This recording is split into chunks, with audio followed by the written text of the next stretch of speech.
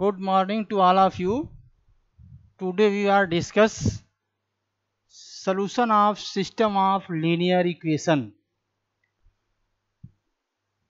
Linear equation दिया जाएगा, उसको कैसे सॉल्व करेंगे मैट्रिक्स मेथड से.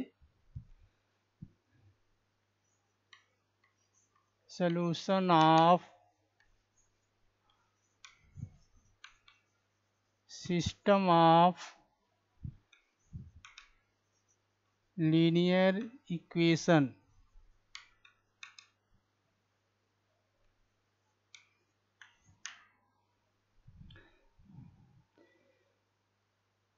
Consider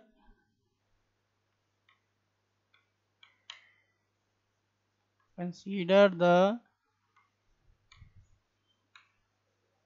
system of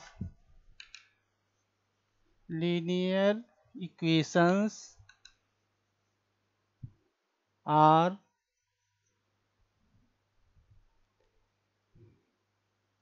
a11 x1 plus a12 x2 plus a13 x3 plus a1n xn is equal to b1, a21 x1 plus a22 x2 plus a23 x3 a2n xn is equal to b2, a31 x1 plus a32 x2 plus a33 x3 a3n xn equal to b3. इसी तरह से am1 x1 plus am2 x2 plus am3 x3 plus amn xn equal to bm.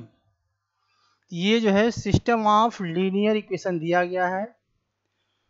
तो सबसे पहले क्या करें, तो हम लोग पढ़ रहे थे solution of system of linear equation. Linear equation दिए गए हैं a11 x1 a12 x2 plus a13 x3 dot dot dot a1n xn equal to b1, a21 x1 plus a22 x2 plus a23 x3 plus dot dot dot plus a2n xn equal to b2, a31 xn plus a32 x2 plus a33 x3 plus dot dot dot a3n xn equal to b3. इसी तरह से am1 x1 plus am2 x2 plus am3 x3 plus dot dot dot amn xn equal to bn. ये system of linear equation. Linear equation क्यों इसको कहा जा रहा है, क्योंकि इसमें जो अननोन है, जो वेरिएबल इसमें आ रहा है x1 x2 x3, सबका पावर इसमें 1 है, इसीलिए इसको कहा जा रहा है लीनियर इक्वेशन. और सिस्टम है, बहुत ढेर सारे इक्वेशन है, इसलिए सिस्टम ऑफ लीनियर इक्वेशन कहेंगे इसको. This equation can be written in matrix form. This equation can be written in matrix form. Ax is equal to b, where A is coefficient matrix, X is column matrix of variables जो x1 x2 x3 दिया गया है, and B is column matrix of constant यानी b1 b2 b3. तो इसको लिख सकते हैं where A is equal to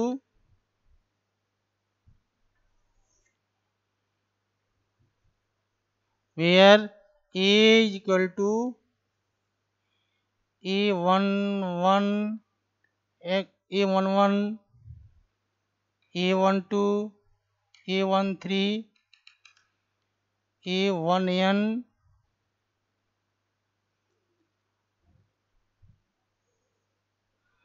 A21, A22, A23, A2n, A31, A32, A33, A3n dot dot dot dot AM1, AM2, AM3, AMN। ये है where A is coefficient matrix. जितने जो वेरिएबल आ रहा है x1, x2, x3 dot dot dot xn, इसे coefficient को सारे एक जगह रख देंगे, इसी को कहते हैं कोफिशिएंट मैट्रिक्स। ये को कहेंगे coefficient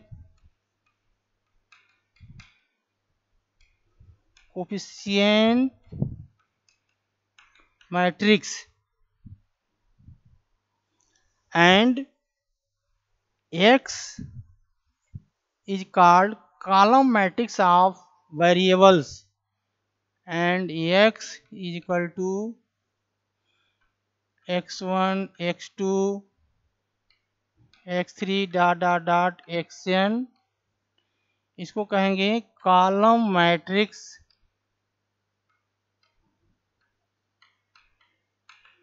of variable.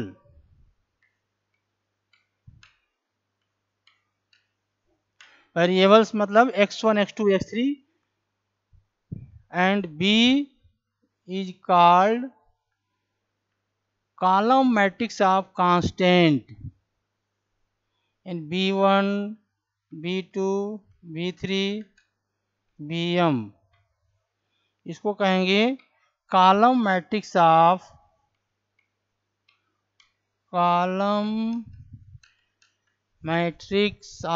Constants.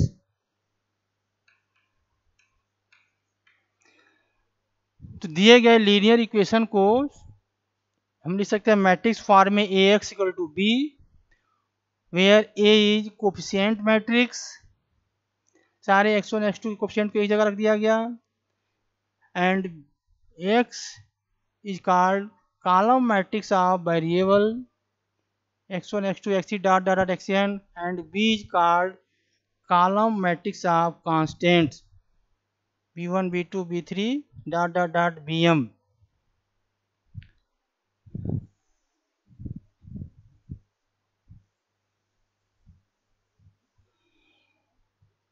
The matrix equation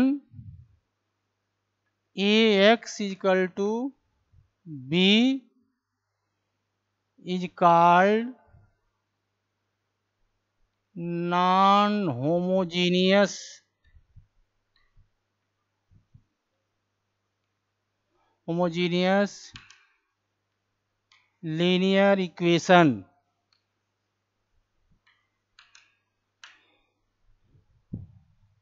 and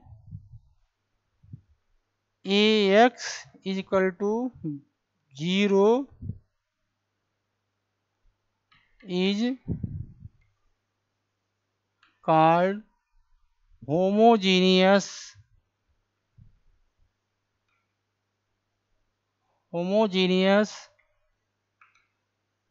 linear equation। तो दो इक्वेशन मिल रहा है, एक है when ax equal to b and b means जो आ रहा है ये column matrix of constant and b1, b2, b3, bn at least one of them are not zero. तो उस केस में b not equal to zero के बराबर होगा यानी ax इक्वल टू b। इसको कहेंगे नॉन होमोजीनियस लीनियर इक्वेशन। और b1, b2, b3 dot dot dot bn all are zero. उस केस में जो हमारा b हो जाएगा वो जीरो मैट्रिक्स बराबर हो जाएगा b equal to zero matrix यानी ax इक्वल टू जीरो। इसको कहेंगे होमोजीनियस लीनियर इक्वेशन। तो दोनों इक्वेशन का अलग अलग सॉल्यूशन है, होमोजीनियस एंड नॉन होमोजीनियस। तो when ax equal to b यानी कि non homogeneous linear equation non homogeneous linear equation need not always have a solution।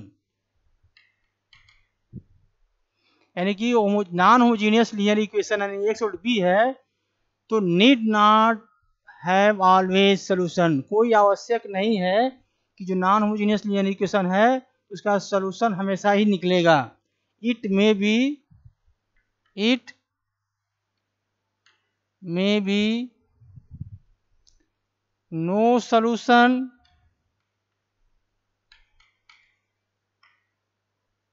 और यूनिक सोल्यूशन और infinite number of solution.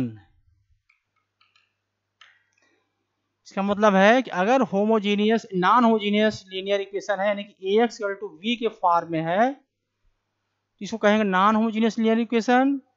Non homogeneous linear equation need not always have a solution, कोई आवश्यक नहीं है कि अगर नॉन होमोजीनियस लीनियर इक्वेशन है तो उसका सॉल्यूशन निकलेगा। It may be no solution और यूनिक सॉल्यूशन और इनफाइनाइट नंबर ऑफ सॉल्यूशन, ये तीन केस हो सकते हैं इसमें अगर नॉन होमोजीनियस है तो। इफ ax इक्वल टू 0 इसको कहेंगे homogeneous linear equation, homogeneous linear equation. और होमोजीनियस है यानी b 0 है तो उसको कहेंगे x इक्वल टू 0, इसको कहेंगे homogeneous linear equation has always solution, has always solution. यानी दो केस यहाँ हम लोग फाइंड किए। अगर नॉन होमोजीनियस लीनियर इक्वेशन है तो इस कोई आवश्यक नहीं कि इसका सॉल्यूशन होगा, नहीं भी हो सकता है, यूनिक सॉल्यूशन हो सकता है या इनफाइनाइट नंबर ऑफ सॉल्यूशन हो सकता है। लेकिन वही ax इक्वल टू 0 यानी कि होमोजीनियस लीनियर इक्वेशन अगर है तो homogeneous linear equation has always solution, यानी इसका हमेशा सॉल्यूशन एक निकलेगा। इसके बाद है consistency of A system of linear equation.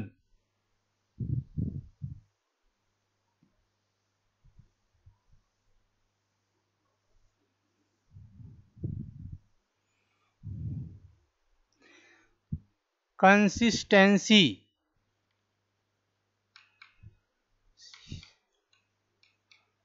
Of A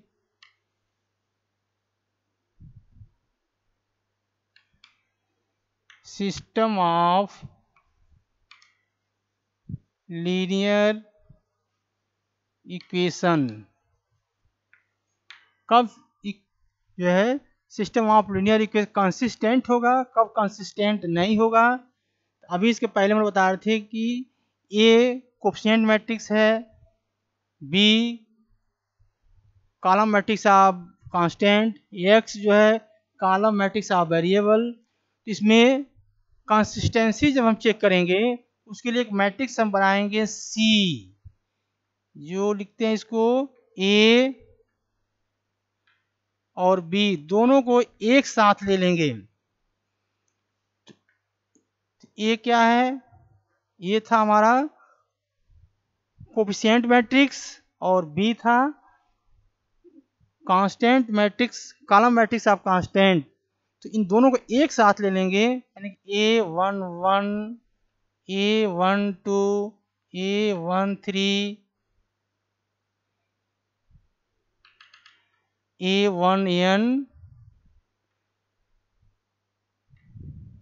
B1 A22 A21 A22 A23 A2n B2 A31 A32 A33 A3n B3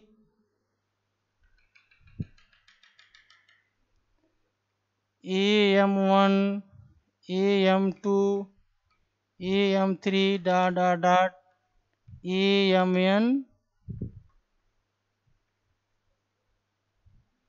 ये जो मैट्रिक्स हम बनाएंगे एक नया मैट्रिक्स, ये कंसिस्टेंसी के लिए C equal to A B. A मतलब यहां से यहां तक है,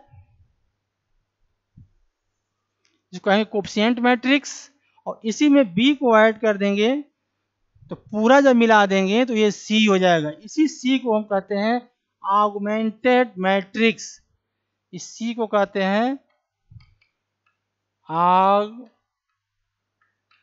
augmented matrix of A system of linear equation. तो इसको ऑगमेंटेड मैट्रिक्स। अब क्या करेंगे, कंसिस्टेंसी जो है चेक करने के लिए तो C हम ले लेंगे।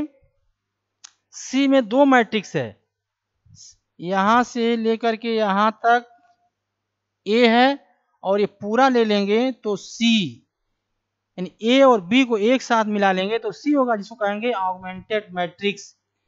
तो कंसिस्टेंस इक्वेशन कब होगा, कंसिस्टेंट इक्वेशन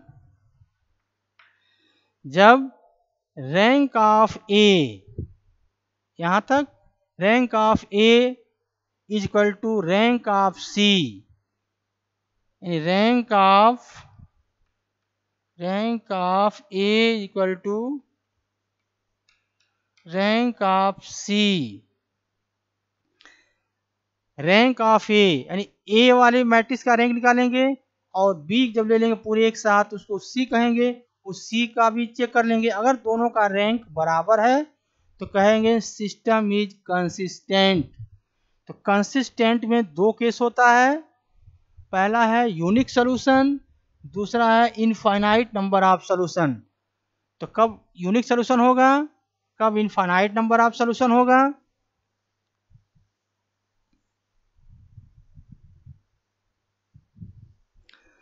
अभी बता रहे थे कंसिस्टेंट कब होगा, जब rank of A equal to rank of C, उस केस में जो है कंसिस्टेंस इक्वेशन होगा। कंसिस्टेंसी में दो केस है, पहला है यूनिक सॉल्यूशन। यूनिक सॉल्यूशन कब होगा, when rank of A is equal to rank of C is equal to number of unknown। number of unknown means जितने उस इक्वेशन में वेरिएबल्स दिए जाएंगे x1 x2 x3 या xyz, उसी को नंबर ऑफ अननोन कहेंगे। अगर rank of A equal to rank of C equal to number of unknown, तीनों इक्वल हो जाएंगे, उस केस में कहेंगे यूनिक सॉल्यूशन। यानी rank of A equal to rank of C. C जो ऑगमेंटेड मैट्रिक्स है, अगर दोनों का रैंक बराबर हो गया, equal to number of unknown. Number of unknown के बराबर, यानी कि नंबर ऑफ अननोन मतलब x1 x2 x3 जो भी इक्वेशन दिया जाएगा, चाहे x y z, जिसको n से डिनोट कर लेंगे। यानी rank of A, unique solution के लिए बता रहे थे, rank of A equal to rank of C equal to number of unknown. Number of unknown means n से डिनोट कर लेंगे, rank of A equal to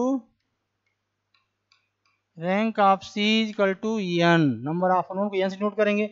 अगर तीनों इक्वल हो जाएगा तो कहेंगे यूनिक सॉल्यूशन है।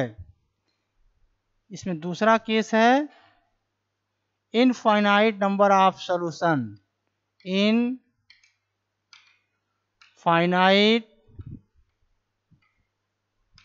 Number of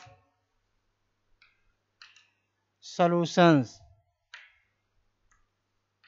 infinite number of solution कब होगा? when rank of A is equal to rank of C और less than number of unknown के बराबर होगा, उस केस में इनफाइनाइट नंबर ऑफ सॉल्यूशन, यानी कि rank of A is equal to rank of C less than n। n means number of unknown. तो rank of A equal to rank of C अगर equal हो जाए, लेकिन number of unknown जो x1 x2 x3 दिया गया उससे कम आ जाएगा ये, तो कहेंगे उस केस में इनफाइनाइट नंबर ऑफ सॉल्यूशन। तो कंसिस्टेंसी में दो केस हो गया, एक आया यूनिक सॉल्यूशन, दूसरा है infinite number of solution. Unique solution के लिए rank of A equal to rank of C equal to number of unknown, तीनों जब बराबर हो जाएगा, इक्वल होगा, तो कहेंगे यूनिक सॉल्यूशन। उसी तरह rank of A equal to rank of C बराबर हो less than number of unknown, number of known से अगर कम है तो उस केस में होगा infinite, there is infinite number of solution. इस केस में होगा there is infinite number of solution. तो कंसिस्टेंसी में दो केस हो गया, और सिस्टम जो है कंसिस्टेंट नहीं करेगा, यानी इनकंसिस्टेंट कब होगा? Inconsistent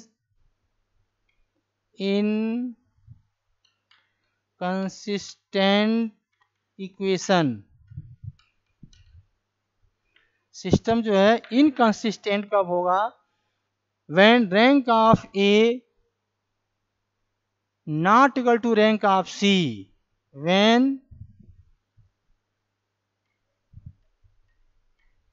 rank of A is not equal to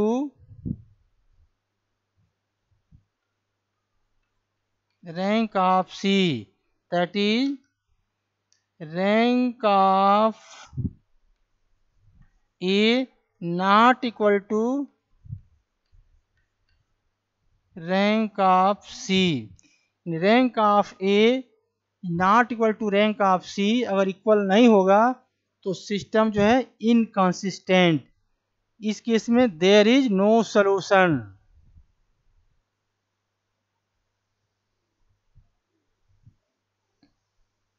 इस केस में जाकर there is no solution.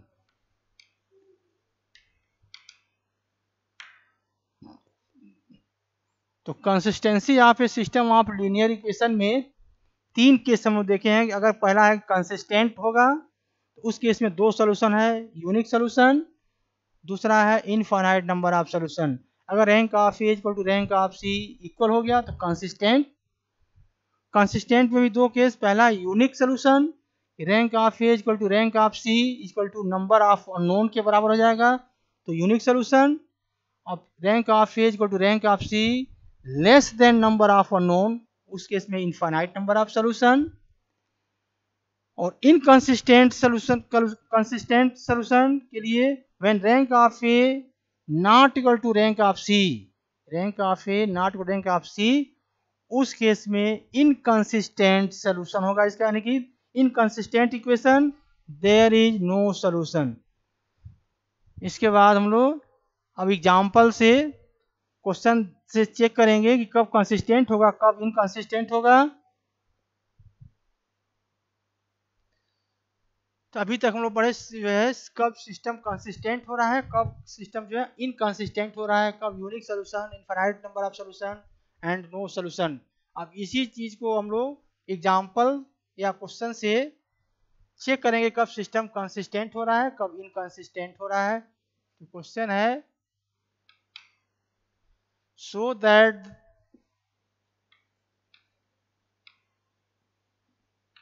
that the equations 2x plus 6y is equal to minus 11 6x plus 20y 6x plus 20y minus 6z is equal to minus 3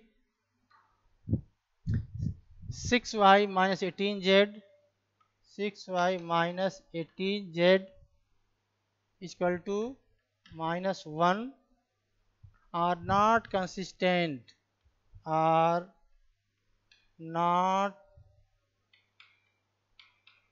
consistent। अब हम check करेंगे दिया गया system of linear equation so that the equation 2x plus 6y equal to minus 11 6x plus 20y minus 6z is equal to minus 3 6y minus 18z is equal to minus 1 are not consistent। अब दिखाना है कि system of linear equation जो है consistent नहीं होगा। तो consistent नहीं होगा इसके लिए अभी बताया गया है कि इनकंसिस्टेंट तब होगा जब rank of A equal to not equal to rank of C. तो कहेंगे सिस्टम इज इनकंसिस्टेंट। इसके लिए सबसे पहले हम लोग लिखेंगे ऑगमेंटेड मैट्रिक्स, सॉल्व करेंगे इसको। द ऑगमेंटेड मैट्रिक्स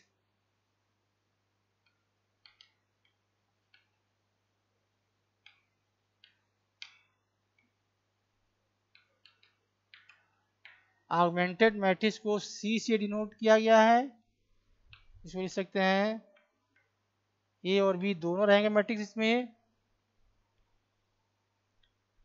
ए का मतलब कोफिशिएंट मैट्रिक्स, कोफिशिएंट मतलब जो वेरिएबल आ रहे हैं एक्स वाई जेड उसके कोफिशिएंट को एक जगह रखेंगे तो वही कोफिशिएंट मैट्रिक्स हो जाएगा। और राइट हैंड साइड में जो आ रहा है कांस्टेंट वही बी है। इसमें एक चीज ध्यान देंगे कि जो वेरिएबल इसमें ऑब्सेंट रहेगा उसके कोफिशिएंट को जीरो कंसीडर करना है। मान लीजिए एक्स वाई जेड इसमें तीनों दिया गया है, इसमें एक्स नहीं है, एक्स के कोफिशिएंट को जीरो कंसीडर कर लेंगे। यहाँ भी जेड नहीं है तो उसके कोफिशिएंट को जीरो कंसीडर करेंगे। यानी जो वेरिएबल नहीं दिया गया है उसके कोफिशिएंट को जीरो कंसीडर करना है। तो पहला जो इक्वेशन है 2x plus 6y equal to minus 11, तो x का कोफिशिएंट है 2, y का है 6 और z नहीं दिया गया है उसको जीरो लिख लेंगे। और ये b1 की जगह पे है माइनस 11। ऐसे ये दूसरा इक्वेशन दिया गया है x का कोफिशिएंट 6 है, y क्या है 20 और z क्या है माइनस 6 माइनस 3। और लास्ट इक्वेशन है इसमें x नहीं दिया गया है यानी x ऑब्सेंट है तो उसको कोफिशिएंट को जीरो कंसीडर कर लेंगे। 0 माइनस 0 6 माइनस 18 और ये माइनस 1। ये तो मैट्रिक्स है एक जो सी हम लोग लिखे हैं ए और बी दोनों रहेंगे, इसको कहेंगे ऑगमेंटेड मैट्रिक्स सी। यहां से यहां तक जो है ये ए है और जब ये भी ले लेंगे पूरा ये यहां से यहां तक तो ये दोनों मिला देंगे तो सी हो जाएगा। तो सबसे पहले इसका रैंक निकालेंगे, देखेंगे rank of A not equal to rank of C होगा तो कह देंगे सिस्टम इज इनकंसिस्टेंट। तो सबसे पहले क्या करेंगे इसमें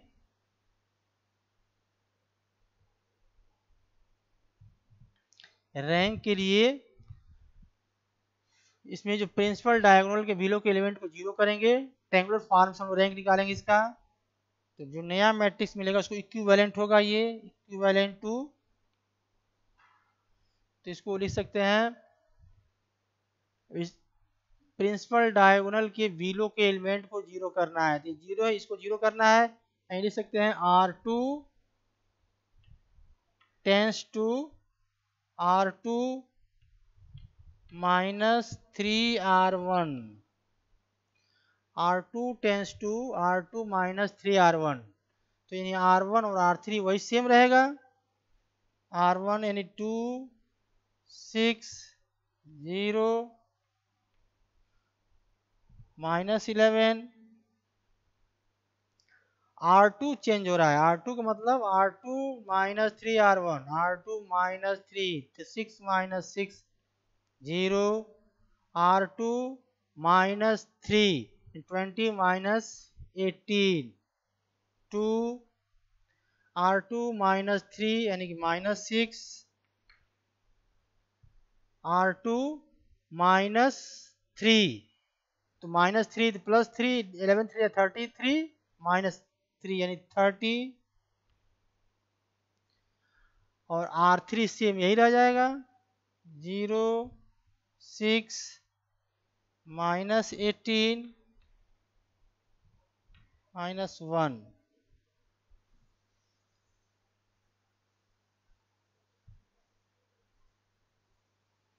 अब देखेंगे इसमें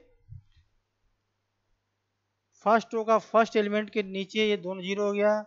अब इसको जीरो करेंगे, इसको जीरो करने के लिए R3 को इसके हेल्प से जीरो करेंगे, तो लिख सकते हैं R3 tends to R3 minus 3R2। Next matrix का बनेगा इक्विवेलेंट टू, इसको जीरो करना है तो लिखेंगे R3 tends to R3 minus 3R2, 3R2 row transformation use कर रहे हैं, तो R1 वही रहेगा 260 माइनस 11, R2 भी वही रहेगा 0 2 माइनस 6 0 2 माइनस 6 30, और R3 को लिखना है R3 minus 3R2, R3 minus 3R2 0 minus 0, R3 minus 3R2 6 minus 6 0, R3 minus 3R2, R3 जो है माइनस 18 है और इसमें 3 से मल्टीप्लाई करें माइनस करेंगे तो माइनस 18 प्लस 18 जीरो हो जाएगा ये।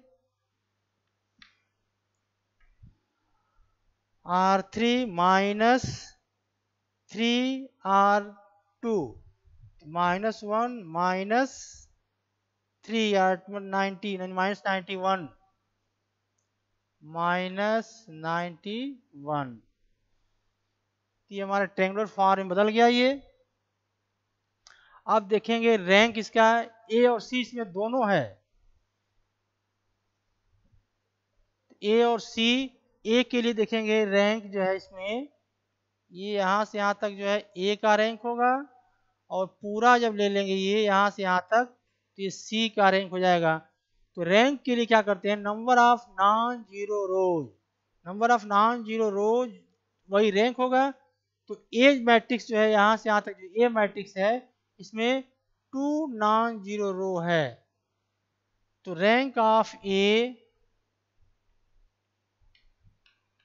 इज इक्वल टू 2, और सी के लिए ये पूरा मैट्रिक्स देखेंगे, जब सी ले लेंगे इसमें number of non zero row जो है 3 हो जाएगा, तो number of non zero rows 3 है, rank of C is equal to 3,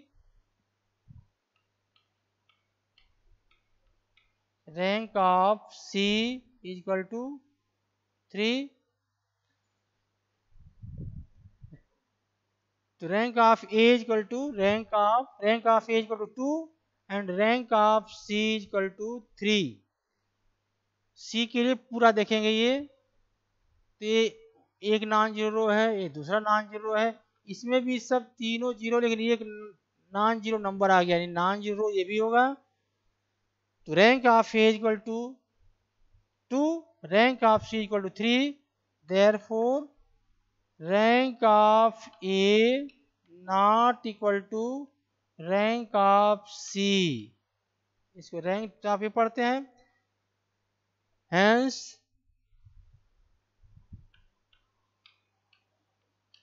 the given system is inconsistent.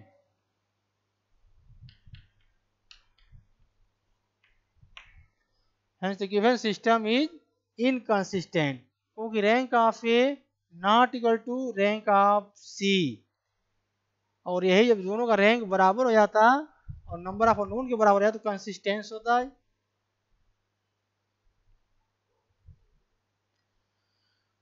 तभी ये क्वेश्चन हम लोग किए हैं कि एक सिस्टम ऑफ इक्वेशन दिया गया था जिसको बताना था कि ये कंसिस्टेंट नहीं है। इसके लिए चेक किए हम लोग जो है ऑगमेंटेड मैट्रिक्स सी लिए, ए और बी दोनों एक साथ। रैंक इसका निकालेंगे, रैंक ऑफ ए और रैंक ऑफ सी दोनों इसी में चेक करेंगे। रैंक ऑफ ए जो है दिया गया 2, रैंक ऑफ सी इसमें दिया गया 3, rank of A not equal to rank of C.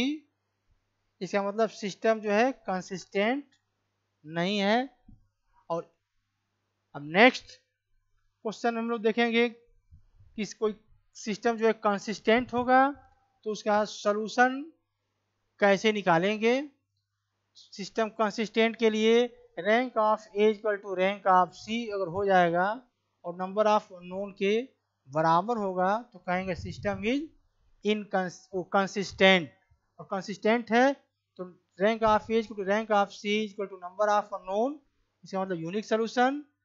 Rank of A equal to rank of C less than number of known, मतलब इनफाइनाइट नंबर ऑफ सॉल्यूशन। और rank of A equal not equal to rank of C, there is no solution, यानी system is inconsistent. Thank you.